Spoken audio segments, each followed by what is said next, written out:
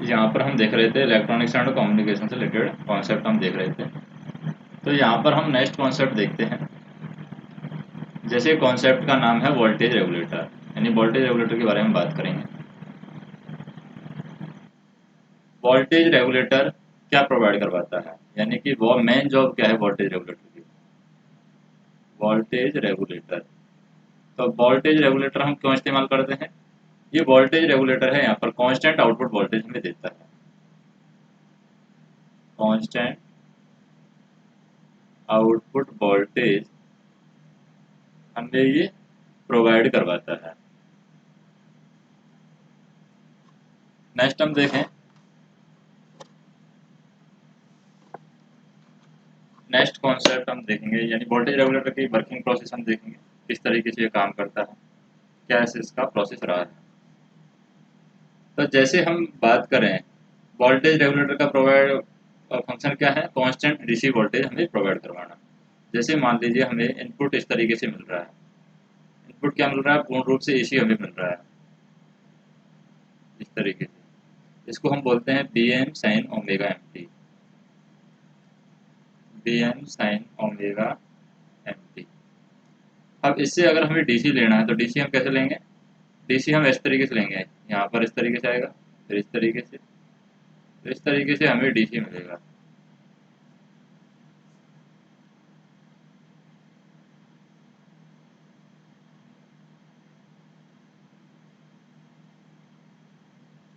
Next हम देखें,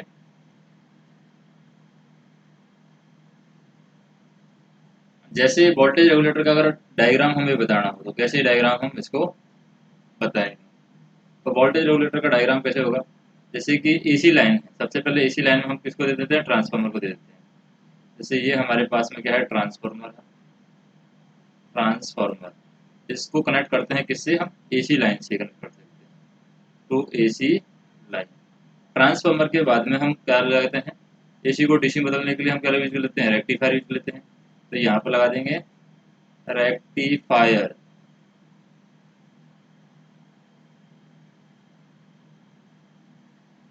next हम देखें, जब हम इसमें रेक्टिफायर लगा देंगे तो आगे क्या लगाना होगा हमें? ये डीसी बदल जाएगा रेक्टिफायर लगाते ही, यानी एसी को हम यहाँ पर देते हैं B M sine omega T, यहाँ पर आएगा हमें एसी ट्रांसफार्मर लगाने के बाद में ये डीसी बदल जाएगा। और डीसी है, हमें क्या मिलेगा? रेक्टिफायर के बाद में हम लगाते हैं फिल्टर।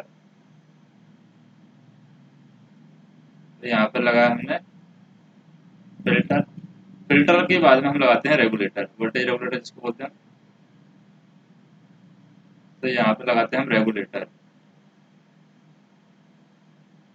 रेगुलेटर, और रेगुलेटर में जो आउटपुट मिलेगा, यहाँ पर रेगुलेटर में किस तरीके से आउटपुट मिलेगा? फिल्टरिंग के बाद में इस तरीके से आउटपुट मिलेगा रेगुलेटर में। और रेगुलेटर के बाद में जो आउटपुट जाएगा वो जाएगा लोड को, और लोड पर आउटपुट हमें बिल्कुल कांस्टेंट डीसी मिलेगा।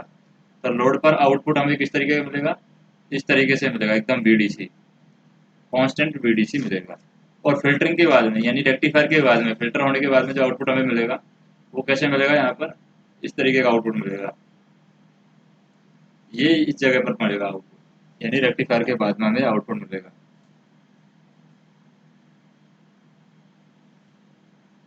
तो यहाँ पर क्या होगा? Component of typically linear power supply के लिए ये कंपोनेंट है, ये जो कंपोनेंट है यहाँ पर लीनियर पावर सप्लाई के लिए है। Linear power supply.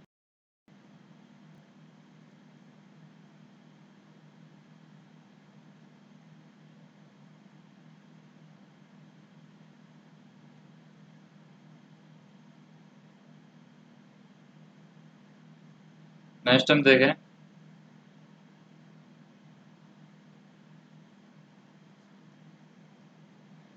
जैसे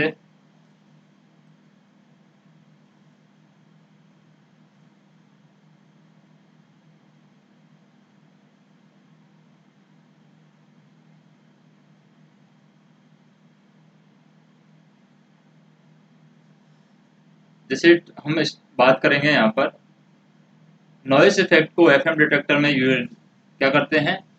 एलिमिनेट करने के लिए कौन सी स्टेज हम यूज करते हैं? तो बात करेंगे हम एफएम डिटेक्टर की।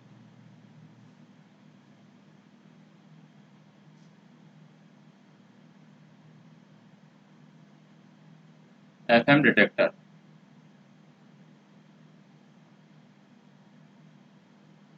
तो एफएम डिटेक्टर की बात करते हैं। एफएम डिटेक्टर में कौन सी स्टेज में हम क्या लेते हैं, नॉइस इफेक्ट को एलिमिनेट करते हैं। Eliminate noise effect. तो नॉइस इफेक्ट को एलिमिनेट करने के लिए हम कौन सी स्टेज है यहाँ पर एफएम डिटेक्टर में यूज करेंगे। तो एफएम डिटेक्टर में हम लिमिटर यूज करते हैं नॉइस को इफेक्ट को क्या करने के लिए।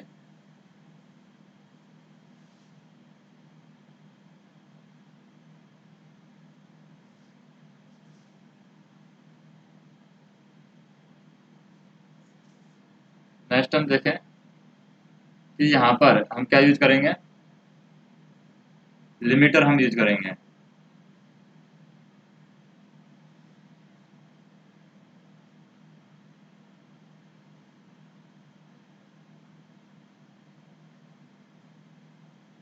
अब ये लिमिटर क्या काम करता है वो हम देख लेते हैं। जैसे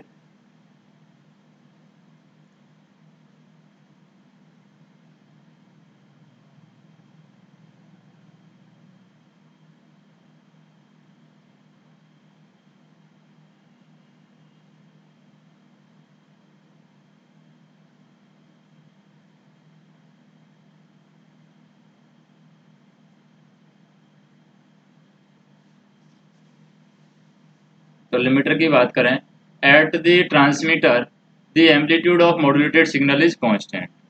तो ट्रांसमीटर पर क्या होता है, जो मॉड्यूलेटेड सिग्नल होता है उसका एम्पलीट्यूड यहाँ पर कांस्टेंट रहता है। किस साइड की बात कर रहे हैं हम, ट्रांसमीटर की बात कर रहे हैं।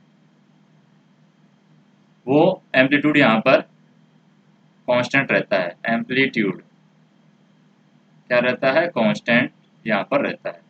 अब ये जो एम्पलीट्यूड कांस्टेंट है, noise and interfering station produce amplitude change on the modulated signal. तो यहाँ पर क्या होगा, जैसे हम at the transmitter the amplitude of the modulated signal is constant, noise and interfering station produce the amplitude change on the modulated signal and the purpose of limiter is to provide constant level of signal to FM demodulator. तो limiter क्या करेगा यहाँ पर, FM demodulator के लिए demodulator FM demodulator के लिए यहाँ पर लिमिटर क्या करता है, लिमिटर की कांस्टेंट लेवल सिग्नल का प्रोवाइड करना, कांस्टेंट लेवल सिग्नल का ये प्रोवाइड करता है एफएम डीमॉड्यूलेटर के लिए। Thus reducing the effect of noise signal level change in the output. और यहाँ पर नॉइस का लेवल है, इसका मतलब हम कह सकते हैं reducing the effect of signal level change in the output. फिर हम नेक्स्ट देखें, जैसे बात करते हैं ड्रेन कैरेक्टरिस्टिक्स की। जैसे ड्रेन कैरेक्टरिस्टिक्स है, जेएफईटी के ड्रेन कैरेक्टरिस्टिक्स की हम बात करेंगे नेक्स्ट कॉन्सेप्ट में।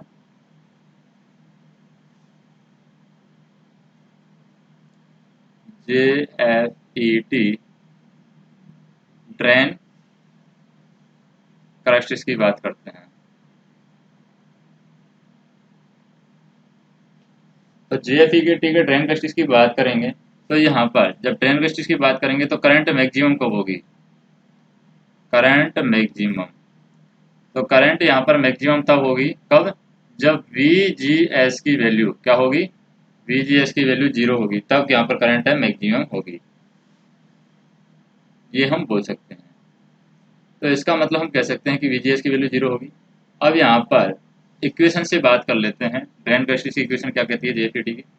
ड्रेन कैरेक्टरिस्टिक्स की इक्वेशन कहती है कि आईडी की जो वैल्यू है, यानी शॉर्ट की इक्वेशन है, वो किस तरीके से दी जाती है, SHOCKTEY। शॉर्ट की इक्वेशन या फिर हम बोल सकते हैं शॉकली इक्वेशन, शॉर्ट की इक्वेशन। आईडी की जो वैल्यू दी जाती है, ID equal to IDSS 1 minus के VGS डिवाइड बाई VP का होल स्क्वायर, कंप्लीट का होल स्क्वायर आएगा। यहाँ पर VGS क्या है, हमारा गेट टू सोर्स वोल्टेज है। IDSS क्या है, drain to source saturation current है, IDSS। तो इसको बोलेंगे हम drain to source saturation current. Saturation current, और वीडी है यहाँ पर बीपी, बीपी है pitch of voltage.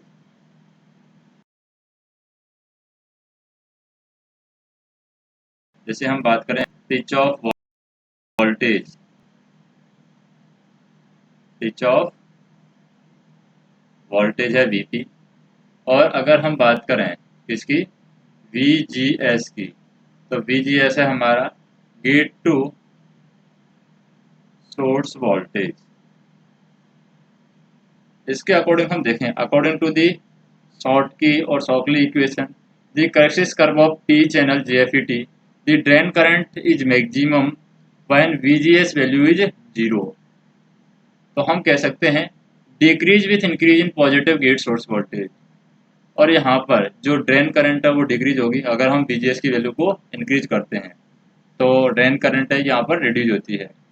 The drain characteristic is 0 when the VGS is VP, यानी वीजीएस की वैल्यू अगर बीपी के बराबर हो जाएगी, वीजीएस की वैल्यू बीपी के बराबर हो जाएगी बढ़ करके, तो ड्रेन करंट आईडी की वैल्यू क्या हो जाएगी, 0 हो जाएगी यहाँ पर। ये फैक्ट है यहाँ पर, क्योंकि इस इक्वेशन के अकॉर्डिंग हम निकालना चाहें तो इसको निकाल सकते हैं।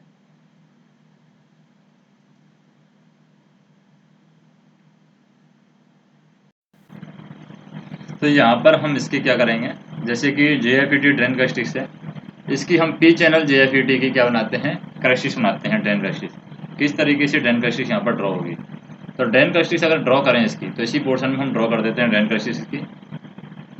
तो ड्रेन कैरेक्टरिस्टिक्स ड्रॉ कर देते हैं, सबसे पहले क्या आएगी, आईडीएस, तो ड्रेन करंट आईडीएस हो जाएगी, और नीचे हो जाएगा हमारा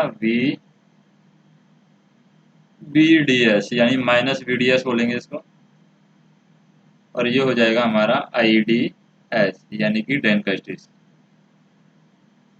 तो यहाँ पर ओमिक रीजन की बात करेंगे हम, जैसे कि वीजीएस की वैल्यू 0 होगी, तो वीजीएस की वैल्यू 0 होगी तो हम कहेंगे ड्रेन कैरेक्टरिस्टिक्स है, यानी ड्रेन करंट की वैल्यू वो भी क्या होगी, मैक्सिमम होगी। जैसे वीजीएस की वैल्यू 0 है तो ड्रेन करंट की वैल्यू मैक्सिमम है इस पॉइंट पर, और जैसे वीजीएस की वैल्यू पीक पर पहुंच गई है, यानी वीजीएस इक्वल टू 0 वोल्ट, अगर हम वीजीएस की वैल्यू अगर बीपी पर पहुंच गई है, जैसे इस पॉइंट की बात करें हम, वीजीएस की वैल्यू किस पर पहुंच गई है, वीजीएस इक्वल टू पहुंच गई है बीपी पर, तो ये वैल्यू हो जाएगी। और हम बात करें यहाँ पर वीजीएस की वैल्यू अगर कुछ पॉजिटिव है तो यहाँ पर होगी वैल्यू, तो हम कहेंगे वीजीएस की वैल्यू पॉजिटिव है, तो 0 से पॉजिटिव, और वीजीएस की वैल्यू पीक पर पहुंच गई है, तो इसके अकॉर्डिंग अगर वीजीएस की वैल्यू पॉजिटिव है तो हम कह सकते हैं कि वीजीएस की वैल्यू है ऊपर से नीचे आ रही है, यानी वीजीएस की वैल्यू इस तरीके से आ रही है। तो जो वीडीएस है, वीडीएस के अंदर यहाँ पर हम कह सकते हैं कि ये इस तरीके से बढ़ेगी, इस तरीके से ऊपर बढ़ेगी, तो ये कहलाएगा हमारा ओमिक रीजन, यानी यहाँ से यहाँ तक का रीजन है, ये कहलाता है ओमिक रीजन, ओमिक रीजन। और इससे आगे का जो रीजन है, ये वाला रीजन, ये पोर्शन हमारा कहलाता है सैचुरेशन रीजन, सैचुरेशन रीजन। तो यहाँ पर हम बात कर सकते हैं, जैसे कि अगर ये वैल्यू 0 है तो आईडी की वैल्यू क्या हो जाती है, 0। जैसे वीजीएस की वैल्यू वीपी के बराबर होती है, वीजीएस की वैल्यू बीपी के बराबर है, यानी इस पॉइंट पर वीजीएस की वैल्यू बीपी पर बराबर है तो आईडीएस की वैल्यू 0 होगी, और वीजीएस की वैल्यू अगर 0 है तो आईडीएस की वैल्यू क्या है, मैक्सिमम है, यानी इस पॉइंट पर मैक्सिमम है। तो हम कह सकते हैं यहाँ पर ये पी चैनल जेएफईटी का पोर्शन हो गया हमारा। अब हम बात करते हैं नेक्स्ट है हमारी जीनर डायोड, यानी कि 4 तरीके के डायोड है हमारे पास, उनका देखना है कि कौन से मोड में कौन सा काम कर रहा है और कौन से मोड में कौन सा काम यहाँ पर नहीं कर रहा है, उसके बारे में बात करेंगे। जैसे जीनर डायोड की बात करते हैं हम, तो यहाँ पर बात करते हैं जीनर डायोड के बारे में। इसके बारे में बात करेंगे जीनर डायोड। तो जीनर डायोड को कौन सी पोजीशन में हम यूज करते हैं, जीनर डायोड को हम रिवर्स बायस में यूज करते हैं। यानी Zener diode generally operate in reverse breakdown region as a voltage regulator. तो ये रिवर्स में ऑपरेट होता है और किस लिए ऑपरेट करते हैं इसको? एज ए वोल्टेज रेगुलेटर इसको हम यूज करते हैं, वोल्टेज रेगुलेटर। फिर बात करते हैं हम सोलर सेल की। इसकी बात करते हैं सोलर सेल की। सोलर सेल है during operation produce current but biasing condition is forward bias. Operation के अंदर करंट प्रोड्यूस करेगा, लेकिन वाइसिंग की बात करें तो ये किसी सोलर सेल कौन सी वाइस करते हैं? यहाँ पर फॉरवर्ड वाइज हम यूज करते हैं सोलर सेल को। फिर बात करते हैं हम laser diode, LESER, laser diode, laser diode बोलते हैं इसको। लेजर डायोड हम कहाँ पर यूज करते हैं? ओनली ये फॉरवर्ड वाइस में यूज किया जाता है लाइक नॉर्मल पीएन जंक्शन। तो फॉरवर्ड वाइज में ही यहाँ पर फॉरवर्ड वाइस के अंदर यूज होगा और एज ए पीएन जंक्शन ये यूज होता है, यानी सिंपल नॉर्मल डायोड की तरह यूज होता है। एवलेंस फोटो डायोड की बात करें, रिवर्स कंडीशन में इसका यूज किया जाता है एवलेंस फोटो डायोड का। एवलेंस फोटो डायोड कहाँ पर यूज करते हैं? रिवर्स कंडीशन में इसका उपयोग करते हैं। That is conduct only when light is indicated on it, यानी कि इंसिडेंट ऑन इट। तो ये एवलेंस फोटो डायोड कब कंडक्ट करता है? Only at light incident on it, यानी लाइट इस पर पड़ती है तभी ये काम यहाँ पर करता है, नहीं तो ये काम यहाँ पर नहीं करेगा।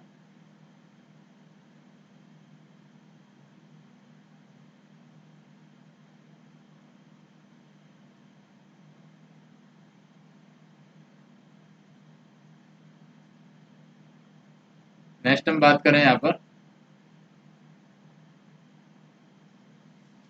जैसे generally the term biasing is not used with active device such as voltage and current source, but of all the given operation options of solar cell forward bias is most suitable. तो जाके बाकी हम देखें, solar cell की है यहाँ पर forward bias है, सोलर सेल के अलावा जब बाकी सभी में हम फॉरवर्ड वाइस यूज करते हैं, लेकिन वाइसिंग में हम ये यूज नहीं करते हैं एक्टिव डिवाइस की तरह। वाइसिंग को हम यूज नहीं करते हैं कि कौन सी डिवाइस एक्टिव है उसमें वाइसिंग कौन सी यूज करेंगे। जनरली हम इनको फॉरवर्ड वाइस में कनेक्ट कर सकते हैं, लेकिन लीनियर डायोड को हम रिवर्स वाइस में कनेक्ट करते हैं तो वो वोल्टेज रेगुलेटर की तरह काम करता है। नेक्स्ट हम बात करें, जैसे हमें एफएम का एडवांटेज निकालना है एएम के कंपैरिजन में। एएम के कंपैरिजन में एफएम का एडवांटेज क्या है? तो एफएम का एडवांटेज देखते हैं हम एएम के कंपैरिजन में। एफएम एडवांटेज क्या है एएम के कंपैरिजन में? तो एएम के कंपैरिजन में इसके एडवांटेज हैं, पहला तो improved signal to noise ratio with respect to man wave interference. तो यहाँ पर सिग्नल टू नॉइज रेशियो है वो इम्प्रूव होता है एफएम के अंदर। Improved signal to noise ratio, FM में यहाँ पर सिग्नल टू नॉइज रेशियो है वो इम्प्रूव होगा। इसका मतलब हम कह सकते हैं अबाउट कितना होता है? अबाउट एफएम के अंदर होता है 25 dB, जो कि with respect to man made interference के कंपेरिजन में ज़्यादा होता है। Smaller geographical interference between the neighbouring interference. तो एफएम का दूसरा एडवांटेज है smaller geographical interference, smaller geographical interference, smaller geographical interference between neighbouring station, between neighbouring station, neighbouring station. तीसरा हम बात करें लेस रेडिएटेड पावर, क्या होती है इसमें? लेस रेडिएटेड पावर, यानी एफएम के अंदर पावर है वो लेस रेडिएटेड होती है। Well defined service area for giving transmitting power, यानी कि यहाँ पर ट्रांसमिटिंग जो पावर होता है उसके लिए यहाँ पर वेल डिफाइंड सर्विस एरिया होता है एफएम के लिए, well defined service area for given transmitter power, given transmitter power. अगला ऑप्शन क्या है कि transmitter power can be used only for significant side band, यानी यहाँ पर जो ट्रांसमीटर पावर है वो सिग्निफिकेंट साइड बैंड के लिए ही यूज की जा सकती है। तो ये किसमें हेल्प करेगी, यहाँ पर हम कहें पहली बात तो कि ट्रांसमिटेड पावर है can be used only for significant side band, transmitter power can be used only for used only for significant sideband, significant sideband, this help in less power distributed to carrier। तो ये किस में help करेगा, this help in less power distributed, less power distributed to the carrier and majority of the power sideband that are actually transmitting the power, this result in efficient use of power। तो यहाँ पर career signal के लिए less power distribute होगी and हम कह सकते हैं majority of the power year to the side band, majority of the power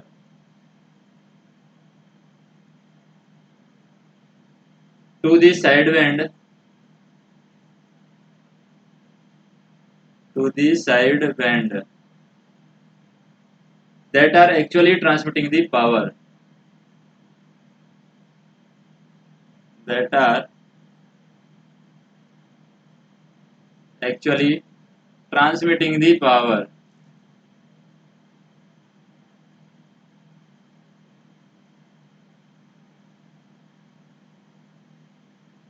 and this result an efficient use of power,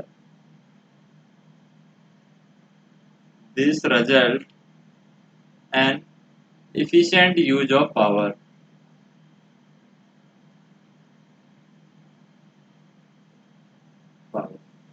next हम देखें डिसएडवांटेज क्या है किसके, एफएम के।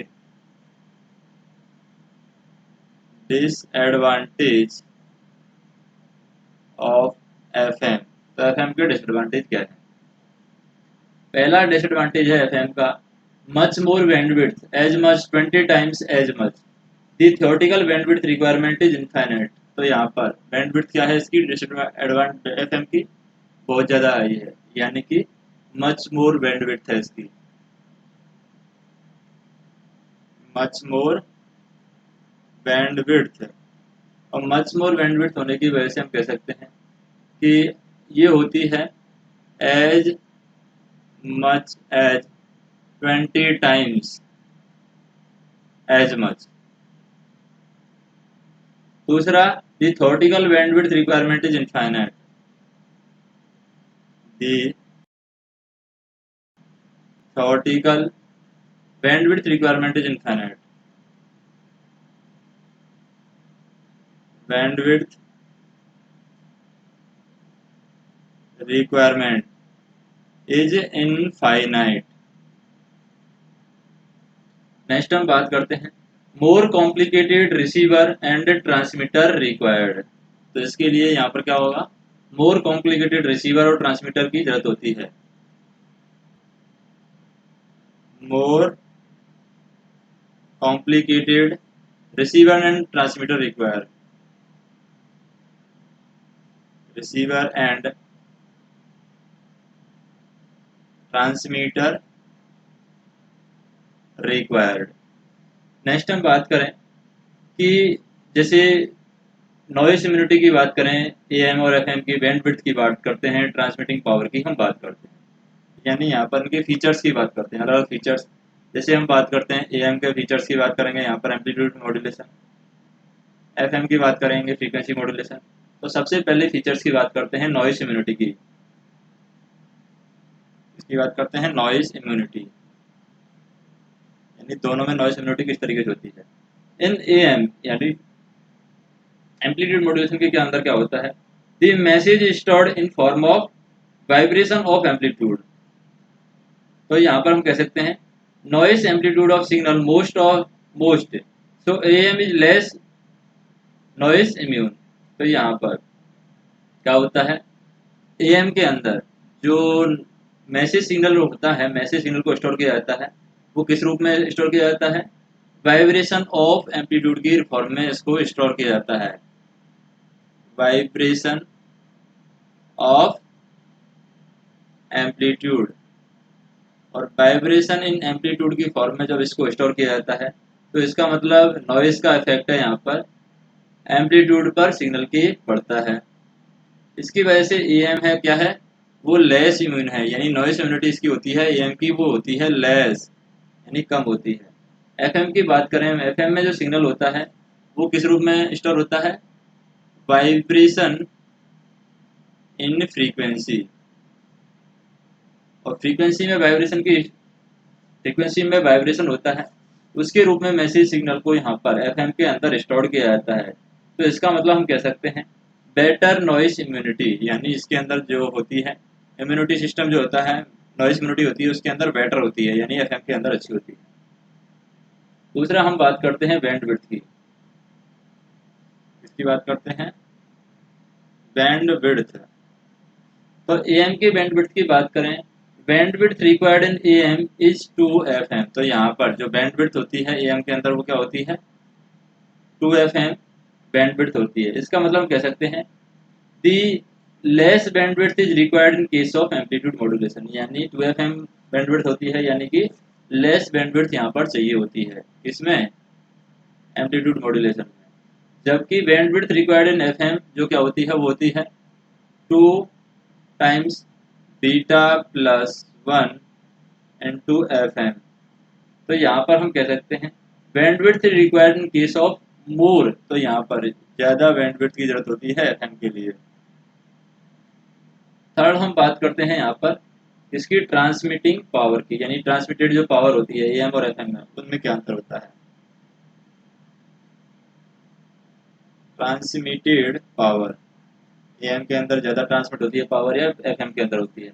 पावर ट्रांसमिटेड इन एएम, तो एएम के अंदर जो पावर ट्रांसमिटेड होती है वो देते हैं हम PT, power transmitted equal to क्या होता है, PC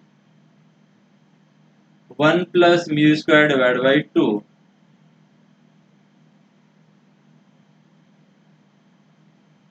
as the modulation index increase power in AM increase. तो यहाँ पर हम बात करें 1 + μ²/2 में मॉड्यूलेशन इंडेक्स की बात करें, म्यू जो म्यू होता है यहाँ पर मॉड्यूलेशन इंडेक्स है, जब ये मॉड्यूलेशन इंडेक्स इंक्रीज होगा तो पावर है एम्पलीट्यूड मॉड्यूलेशन की वो भी इंक्रीज होगी।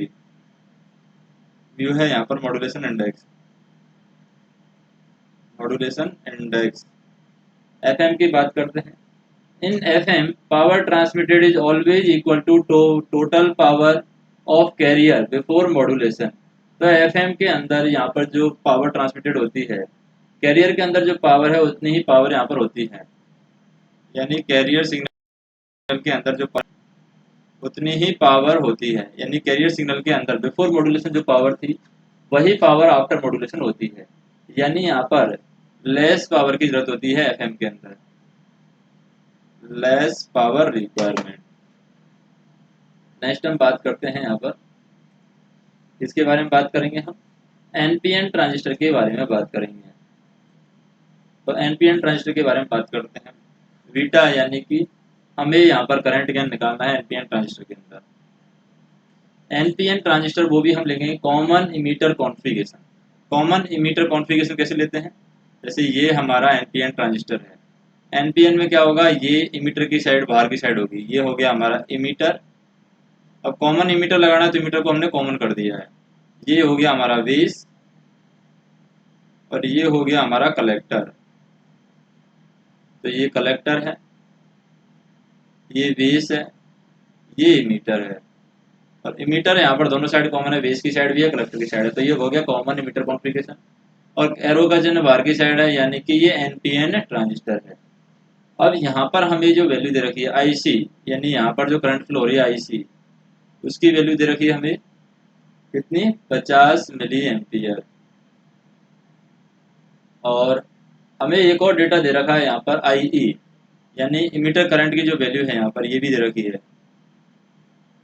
आईई की वैल्यू कितनी दे रखी है, आईई की वैल्यू दे रखी है 50.5 मिली एम्पी। हमें यहाँ पर पूछी है करंट गेन बीटा की वैल्यू हमें पूछी है, करंट गेन बीटा। और वोल्टेज गेन अल्फा होता है, करंट गेन बीटा होती है, तो बीटा की वैल्यू हमसे पूछी है। तो यहाँ पर हम देखें the common base DC current gain alpha is the ratio of transmitter collector current to transmitter emitter current. तो यहाँ पर कॉमन बेस जो डीसी करंट गेन होता है उसकी बात कर रहे हैं अल्फा की हम। Common base DC current gain alpha, DC current gain alpha, इसकी वैल्यू होती है क्या, I C divide by I E. And common emitter current gain जो बीटा होता है वो क्या होता है, collector current divide by transmitter base current होता है। यानी यहाँ पर हम बात करें common emitter current gain, common emitter current gain जो होता है हमारा बीटा, उसकी वैल्यू होती है हमारी I C divide by I B. Beta के लिए बी आ जाएगा बेस करंट, और अल्फा के लिए यहाँ पर आ जाता है इमीटर करंट। अब हम बात करें आगे, जैसे कि बीटा की वैल्यू हमें निकालनी है, तो बीटा की वैल्यू हम निकालेंगे यहाँ पर, जैसे बीटा का फार्मूला होता है अल्फा अपॉन 1 माइनस अल्फा। इसके अकॉर्डिंग इसको सॉल्व करेंगे। तो अल्फा की वैल्यू क्या होगी, यहाँ पर अल्फा की वैल्यू हमें निकालनी होगी। अब अल्फा की जो वैल्यू है यानी ट्रांजिस्टर के अंदर जो करंट का रिलेशन दिखा जाता है वो कैसे होता है, तो ट्रांजिस्टर के अंदर करंट का रिलेशन हम दिखाते हैं, transistor current related by relation, transistor current related by relation.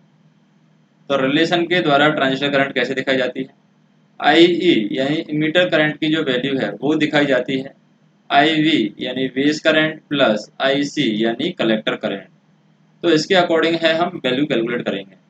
तो हमें बीटा की वैल्यू निकालनी है, तो यहाँ पर हम क्या कर सकते हैं, बेस करंट निकाल सकते हैं, आई सी और आई है, तो यहाँ पर बेस करंट आ जाएगी हमारी, आई वी की वैल्यू कितनी आ जाएगी, 0.5 मिली एम्पियर हमारी आई वी की वैल्यू आ जाएगी, क्योंकि यहाँ पर आई सी और आई वी की वैल्यू हमें दे रखी है, बेस करंट हमारे पास में आ गई। अब बेस करंट आने के बाद में हम करंट गेन बीटा की वैल्यू कैलकुलेट कर सकते हैं, क्योंकि बीटा का फार्मूला क्या होता है, बीटा का फार्मूला दे रखा है I C divide by I V. तो बीटा इक्वल टू होगा, आईसी की वैल्यू क्या दे रखी है 50 मिली एम्पियर, तो 50 into 10⁻³ divide by I V, base current की वैल्यू क्या है 0.5 मिली एम्पियर यानी 10⁻³, तो इससे ही कट जाएगा और 5 के लिए 500 हो जाएगा, तो बीटा की वैल्यू आ जाएगी 100। तो बीटा की वैल्यू हमारी पास में आ जाएगी 100, और यही हमें कैलकुलेट करना था। अब बात करते हैं हम reactance modulator and varactor diode, वह कौन से मेथड में हम यूज करते हैं, reactance modulator and varactor diode.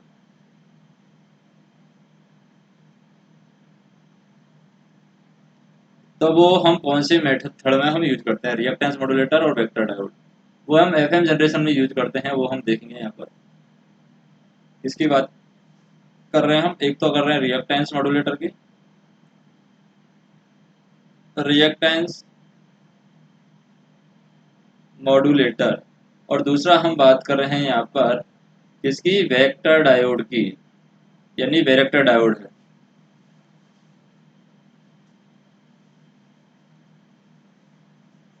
Reactance modulator and varactor diode.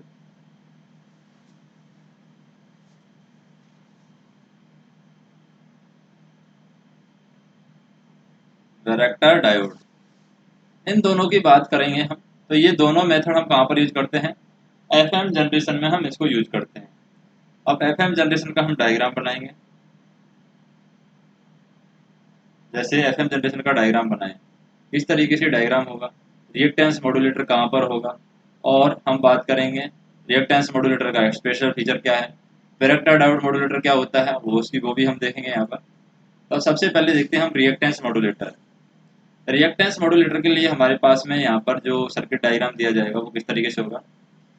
जैसे हम बात करते हैं यहाँ पर किसकी, सबसे पहले बात करेंगे रिएक्टेंस मॉड्यूलेटर की। तो रिएक्टेंस मॉड्यूलेटर हमारा ये है, ये है हमारा रिएक्टेंस मॉड्यूलेटर। Reactance modulator. अब रिएक्टेंस मॉड्यूलेटर में जो सिग्नल आता है वो आता है हमारा फेज डिस्क्रिमिनेटर से। तो इधर हम लगा देते हैं यहाँ पर फेज डिस्क्रिमिनेटर, और इसको बोलते हैं DC correction voltage. DC correction voltage, और डीसी करेक्शन वोल्टेज है वो किसके द्वारा होता है, फेज डिस्क्रिमिनेटर के द्वारा होता है। तो यहाँ पर हम एक ब्लॉक लगा देंगे, वो उसको बोलेंगे phase discriminator. Discriminator, phase discriminator के बारे में हम बात करें, इससे पहले एक होता है हमारे पास में आईएफ एम्पलीफायर। तो ये हो जाएगा हमारे पास में आईएफ एम्पलीफायर। आईएफ एम्पलीफायर है। अब आईएफ एम्पलीफायर है, यानी कि आईएफ एम्पलीफायर हम कहाँ से निकालते हैं, जो हमारे पास में क्रिस्टल ऑसिलेटर होता है उससे जो फ्रीक्वेंसी होती है, और एक हमारे पास सिग्नल फ्रीक्वेंसी है, उन दोनों का रेशियो, यानी कि मिक्सर से हम सॉल्व करेंगे इसको। मिक्सर हम लेंगे, मिक्सर के अंदर हम यहाँ पर निकालते हैं, यानी कि क्रिस्टल ऑसिलेटर की फ्रीक्वेंसी माइनस के सिग्नल की फ्रीक्वेंसी, और सिग्नल की फ्रीक्वेंसी हमें इधर सिग्नल से आएगी, ये होती है हमारी सिग्नल फ्रीक्वेंसी। और इधर हमारी आती है क्रिस्टल ऑसिलेटर से, क्रिस्टल ऑसिलेटर की फ्रीक्वेंसी आती है, स्टैंडर्ड रेफरेंस फ्रीक्वेंसी होती है, वो आती है हमारी एफ आउटपुट। ये आती है क्रिस्टल ऑसिलेटर से, क्रिस्टल ऑसिलेटर से आती है। फिर हम बात करें यहाँ पर एएफ मॉड्यूलेटिंग सिग्नल होता है, जैसे कि यहाँ पर रिएक्टेंस मॉड्यूलेटर में क्या होता है, AF modulating signal, AF modulating signal होता है। अब एएफ मॉड्यूलेटिंग सिग्नल जो रिएक्टेंस मॉड्यूलेटर को दिया जाता है डीसी करेक्शन फैक्टर से जो निकलेगा, ये जाएगा एलसी मास्टर ऑसिलेटर से, यानी कि यहाँ पर हम बोलेंगे, इसको बोलेंगे इस ब्लॉक को LC master oscillator. LC master oscillator इसको बोला जाएगा। एलसी मास्टर ऑसिलेटर के बाद में हम जाते हैं किस पर, बफर पर। तो ये हो जाएगा बफर। तो ये हमारा बफर होगा। बफर के बाद में हम यूज करते हैं यहाँ पर लिमिटर, जैसे ये होगा हमारा लिमिटर, यानी लिमिटर ब्लॉक होगा। लिमिटर ब्लॉक के बाद में हम यूज करते हैं यहाँ पर क्लास सी पावर एम्पलीफायर। तो ये हमारा होता है class C power amplifier, class C power amplifier. और क्लास सी पावर एम्पलीफायर के बाद में जो सिग्नल जाता है वो जाता है एंटीना के लिए। तो यहाँ पर क्लास सी पावर एम्पलीफायर है, यहाँ से हम सिग्नल लेते हैं किसके लिए, एफएम आउटपुट के लिए, यानी कि फ्रीक्वेंसी मॉड्यूलेटर के लिए यहाँ पर सिग्नल लेते हैं। तो ये होगा एफएम आउटपुट। एफएम आउटपुट हो जाएगा हमारा एफएस। और क्रिस्टल ऑसिलेटर और एफएम एफएस का जो क्या है, यहाँ पर सब्ट्रैक्शन निकाल करके हम निकालते हैं यहाँ पर आईएफ एम्पलीफायर के लिए सिग्नल निकालते हैं। तो इस तरीके से यहाँ पर रिएक्टेंस मॉड्यूलेटर है वो काम में ले जाता है। तो रिएक्टेंस मॉड्यूलेटर क्या काम करता है यहाँ पर, reactance modulator are used for the generation of frequency modulated. तो फ्रीक्वेंसी मॉड्यूलेटेड जनरेट करने के लिए यहाँ पर रिएक्टेंस मॉड्यूलेटर उपयोग किया जाता है। These reactance modulator don't have very good frequency stability, यानी इनके अंदर अच्छी गुड फ्रीक्वेंसी स्टेबिलिटी यहाँ पर नहीं होती है।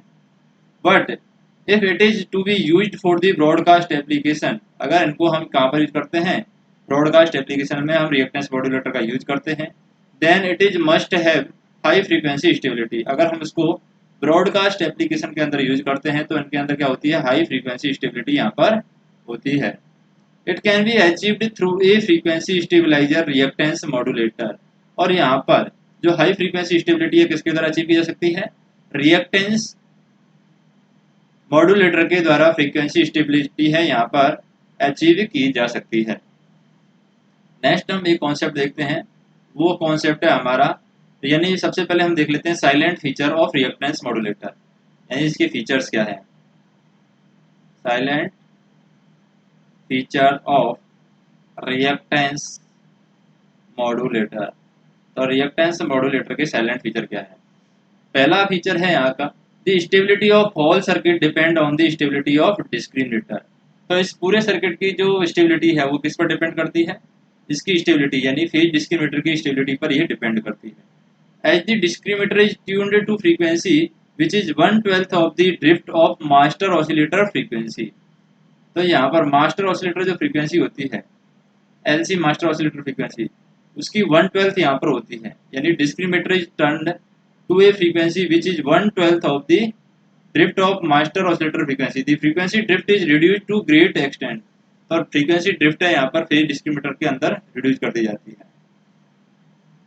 फिर बात करते हैं वेरेक्टर डायोड मॉड्यूलेटर की।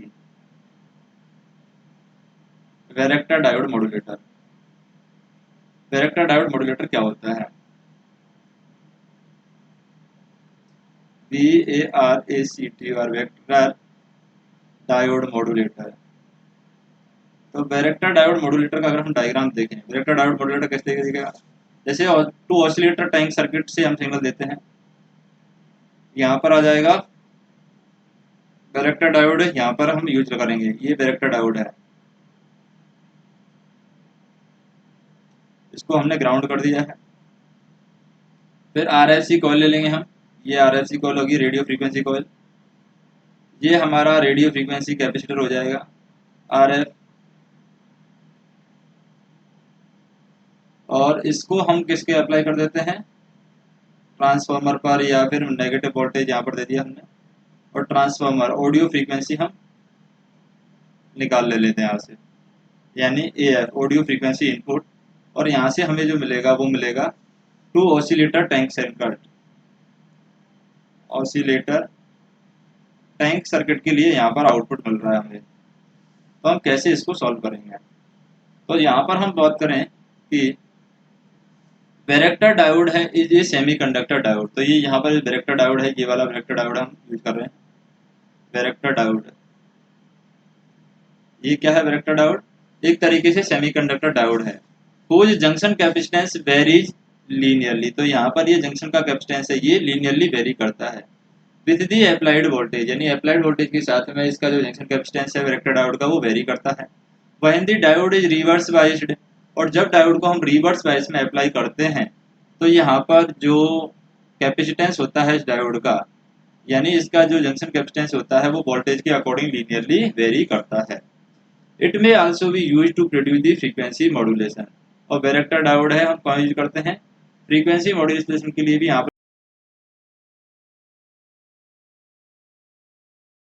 इसका उपयोग किया जाता है। Varactor diode are certainly employed frequently, यानी वेरेक्टर डायोड है certainly employed frequently together with the reactance modulator. It provide automatic frequency correction for the FM transmitter. FM transmitter के लिए यहाँ पर automatic frequency correction ये provide करवाता है, तो क्या करेगा ये automatic frequency correction ही देता है। automatic frequency correction ये FM के लिए देता है, यानी कि frequency modulation के लिए देता है। दी circuit of varactor diode modulator यहाँ पर दिखाया गया है, और although this is the simplest reactance modulator circuit, it does not have the disadvantage of using two terminal device। तो टू टर्मिनल डिवाइस को यूज करते हैं तो इसका कोई डिसएडवांटेज यहाँ पर नहीं है, its application are somewhat limited, इसकी एप्लीकेशन यहाँ पर कुछ लिमिटेड है वेक्टर डायोड की application. This is often use for automatic frequency control and remote tuning में यहाँ पर इसका यूज किया जाता है। कहाँ पर यूज किया जाता है? Automatic frequency control, automatic frequency control and remote tuning में इसका उपयोग किया जाता है। रिमोट ट्यूनिंग में इसका हम उपयोग कर सकते हैं। नेक्स्ट हम बात करते हैं, नेक्स्ट बात करेंगे हम बीजेटी वाइसिंग सर्किट के बारे में। यानी एक सर्किट दिया जाएगा, यहाँ पर हमें कलेक्टर करंट की वैल्यू हमें निकालनी है। बीजेटी वाइसिंग सर्किट की बात करते हैं तो हम बात करेंगे सर्किट के बारे में। ये सर्किट है बीजेटी वाइसिंग सर्किट। बीजेटी वाइसिंग सर्किट है। इसमें अगर हम यूज करें, जैसे कि हमारे पास में एनपीएन ट्रांजिस्टर दिया गया है। क्या दिया गया है? NPN transistor. एनपीएन ट्रांजिस्टर के अंदर जो आर ई की वैल्यू है वो दे रखी है 1 kilo ohm. R E equal to 1 kilo ohm है। बीटा की जो वैल्यू है वो दे रखी है कितनी? 100। और यहाँ पर आर सी जो दे रखा है वो दे रखा है 2 किलो ओम। क्या दे रखा है? आर सी दे रखा है 2 किलो ओम। और यहाँ पर आर वी जो बेस रेजिस्टेंस दे रखा है वो दे रखा है 300 किलो ओम।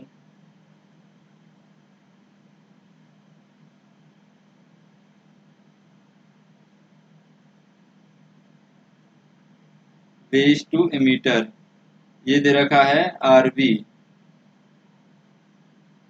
300 किलो ओम। और बीसीसी की वैल्यू दे रखी है यहाँ पर प्लस बीसीसी है। बीसीसी की वैल्यू दे रखी है 12 वोल्ट। ये वैल्यू दे रखी है।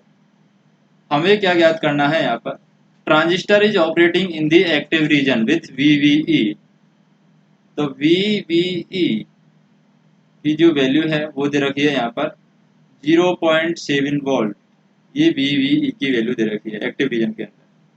कलेक्टर करंट की वैल्यू हमें निकालनी है, यानी कि आईसी की वैल्यू हमें निकालनी है। यहाँ पर आईसी की वैल्यू कैसे निकालेंगे? तो आईसी की वैल्यू निकालने के लिए हमें इसको सॉल्व करना होगा। सबसे पहले तो हम बात करते हैं, दो तरह से केवीएल लगा देते हैं। एक तो इधर की साइड से केवीएल लगा देंगे, यानी इधर की साइड से केवीएल लगा देंगे। एक इधर की साइड से केवीएल लगा देंगे। ये दूसरी साइड से केवीएल, ये फर्स्ट साइड से केवीएल। तो पहले हम फर्स्ट साइड से केवीएल की बात करते हैं। जैसे वीसीसी की बात करें फर्स्ट साइड से, तो वीसीसी की वैल्यू क्या होगी?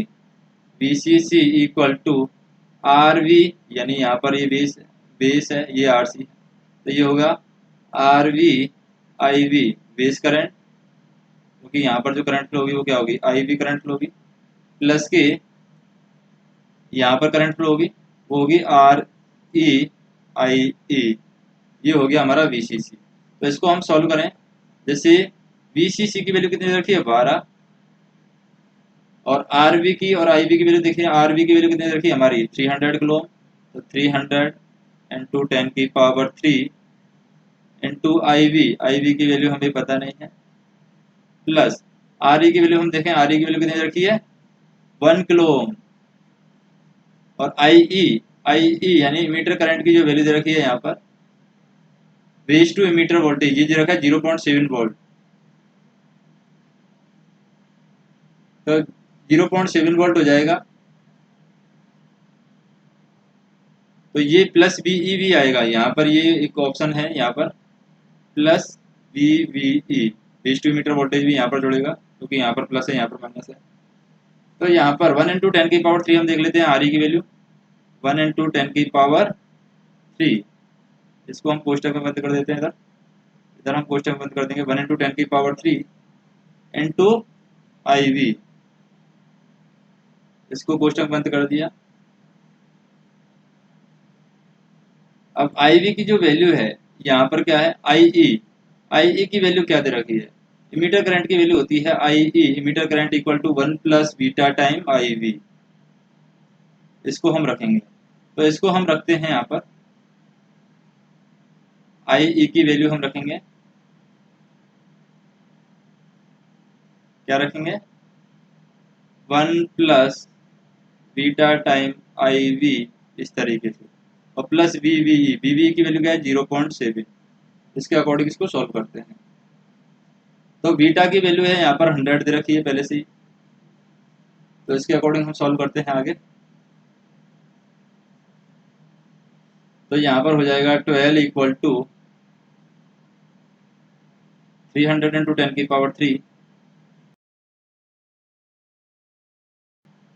वी प्लस, ये 0.7 रख देते हैं, प्लस 1 इंटू 10 की पावर 3, 1 इंटू 10 की पावर 3, और I B into I B 1 plus beta, beta की वैल्यू है 100, तो 101 हो जाएगा यहाँ पर। तो इस तरीके से सिर्फ आई वी हमारा अननोन है, तो आई वी की वैल्यू यहाँ से निकल जाएगी इस इक्वेशन से, वो आ जाएगी 0.0281 मिली एम्पियर। तो ये बेस करंट की वैल्यू आ गई है। अब हमें पता है बेस करंट की जो वैल्यू आ जाती है कैलकुलेट होकर के, तो हम कह सकते हैं कि जो आईसी की वैल्यू है वो क्या होती है, IC equal to beta time I V होता है। तो इससे हम बीटा की वैल्यू हम निकाल सकते हैं, बीटा की वैल्यू दे रखी है, और आई वी की वैल्यू भी हम निकाल सकते हैं, यानी आईसी की वैल्यू हम निकाल सकते हैं। आईसी की वैल्यू क्या हो जाएगी, कलेक्टर करंट की वैल्यू, बीटा की वैल्यू 100 इंटू आई वी की वैल्यू क्या है 0.281 एम्पियर, 0.0281 एम्पियर है यहाँ पर। तो ये हो जाएगी 0.0281। तो इसके अकॉर्डिंग आईसी जो कलेक्टर करंट की वैल्यू आ जाएगी 2.81 मिली एम्पियर, और ये हमें कलेक्टर करंट की वैल्यू यहाँ पर निकालनी थी। तो इस तरीके से कलेक्टर करंट की वैल्यू हम निकाल लेते हैं। तो यहाँ पर आरसी का कोई यूज हमने यहाँ पर नहीं किया है, सीधा हमने फर्स्ट इक्वेशन से निकाल लिया है। सेकंड इक्वेशन से भी निकाल सकते हैं हम चाहे तो, लेकिन हमने फर्स्ट इक्वेशन से निकाल लिया है। बाकी कॉन्सेप्ट है हम नेक्स्ट वीडियो के अंदर देखेंगे।